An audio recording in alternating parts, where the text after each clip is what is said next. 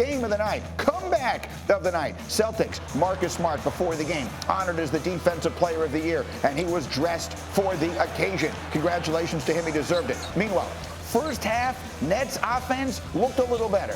Better movement off the basketball. Good back cut right there by Durant. Find him, move him in the action. You get him open. You don't have a body on him. They led by as many as 17, but late in that second quarter, the Celtics defense started to take over. Active hands, commit a second defender, take away his space. Good job right there by Tatum getting deflection, getting out in transition. And look at the good, solid defense on Kyrie. Yeah, Kyrie. 1 for 7 in the second half, absolutely took him out of the game. Once again, committing a second defender. Don't let the other team's two best players beat you. That big three from Tatum there. Celtics down 10 at the half, but felt like they had the momentum. And then Jaylen Brown was great. Jaylen Brown was absolutely terrific in the second half, playing downhill, getting to the basket, playing to the body of the shot blocker. But this is the story. Durant struggling. Take away that neutral space. Active hands. Great defense by Grant Williams right there. Yeah, he was really tough last night. And by that, I mean bad. There's Jaylen Brown is tough. That's an 11-0 Boston run. And then Durant, he missed all 10 of his shots in the second half. Yeah, the ability to switch. That's a jumper that usually Durant makes. Going to his left, pull up, 1-2, pull up. All right, struggled making shots, being comfortable offensively. Just over 2 minutes, Jason Tatum with a big bucket. He had 19. You saw Jaylen Brown. He had 22. Marcus Smart, Defensive Player of the Year, makes the big offensive play, and he knows that one seals it. The Celtics take a 2-0 lead. They come from 17 down to win Game 2, and the story here is Kevin Durant. He may be the best scorer ever, but he has shot under 40% and committed 6 turnovers in both games to start this series. First time in his career, regular season or playoffs, that he's had back-to-back games that bad. KD, what? Keep grinding. You know, I'm going to turn the ball over. I'm going to shoot the ball a lot in the playoffs. I mean, play a lot of minutes. It's on me to just finish it and figure it out. They're doing a good job of trying to cut off my scoring, you know. 2 or 3 people contest or somebody there in the lane when I'm driving. So they're doing a good job. It's on me to figure it out. All right, Brian Windhorst is up early with us here, and we appreciate it, covering out in Phoenix for us. If you were to put your finger on the one reason, Windy, that KD has struggled really in an unprecedented fashion through the first 2 games of this series, what is it? He is absolutely getting handled by the length and strength of the Celtics.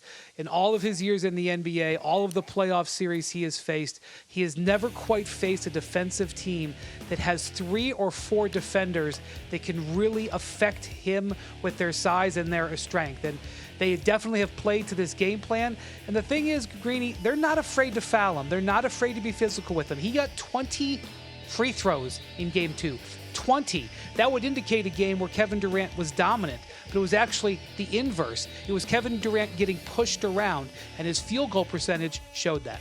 Yeah, I mean, you see the number on your screen, 4 for 17 from the floor, 0 for 10 in the second half. Seth, I mean, coaches, you see things so differently than everyone else. How do you describe what they are doing defensively? It was strength, length, and scheme. The scheme has been terrific defensively. Crowd him, get up into his neutral space, add a second defender, make him uncomfortable. Good pressure on the basketball. But then what do you see? You see 2 defenders. They're corralling him. They're getting into his body. Good job with deflections right there. When you get deflections, you get out in transition. You play ahead of the defense. Make him uncomfortable by being physical, exactly what Windy said, but also commit a second defender. Watch him right here. He has the basketball. They corral him. They invade his neutral space, and watch the backside defender. He doesn't see it because they have poor spacing. The key is you cannot have him have the basketball and have 4 guys on the perimeter standing watching. You got to move the ball, move people, get him in the action. The defensive game plan by Coach Udoka has been absolutely terrific, getting underneath him and getting underneath Kyrie Irving. Between those 2 guys, 1 for 17 in the second half. Yeah. Never an uncontested shot. What is playoff coaching?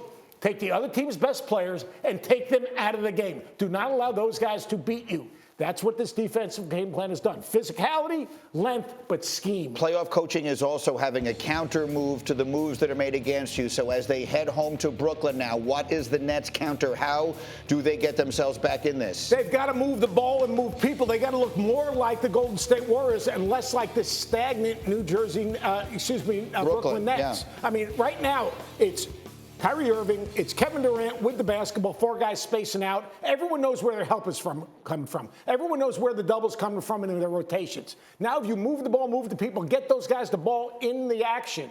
Now, all of a sudden, your help isn't set.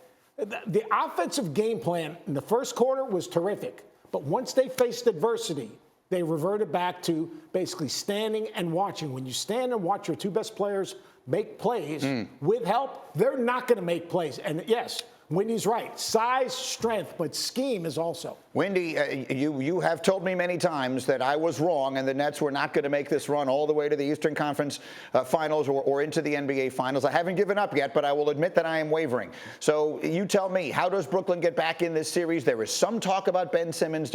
You can include that in the conversation if you see it. How do the Nets get back in this? When I talk to scouts about what's going on with the Celtics right now, Greeny, they're talking about how there's no pressure on the rim from the Nets. Boston has no fear at all of the backside. They have got to get some schemes, even if it's just a lob game with Nick Claxton or something, to force Boston to even worry about that. They go right up on Durant with no worries about that. The other thing is, I think that the minute load is an issue here. The longer this series goes, the minutes are piling up because the Nets, because of their positioning, had to play so hard down the stretch of this season to even get into the 7th seed. Durant has averaged 42 minutes over the last 11 games. Some of the turnovers and the mistakes were fatigue mistakes. And, you're right, Seth. Their offense faded in the end of the game. It might have been because Kyrie and Durant were fatigued down the stretch. Thank you for watching ESPN on YouTube. For live streaming sports and premium content, subscribe to ESPN+.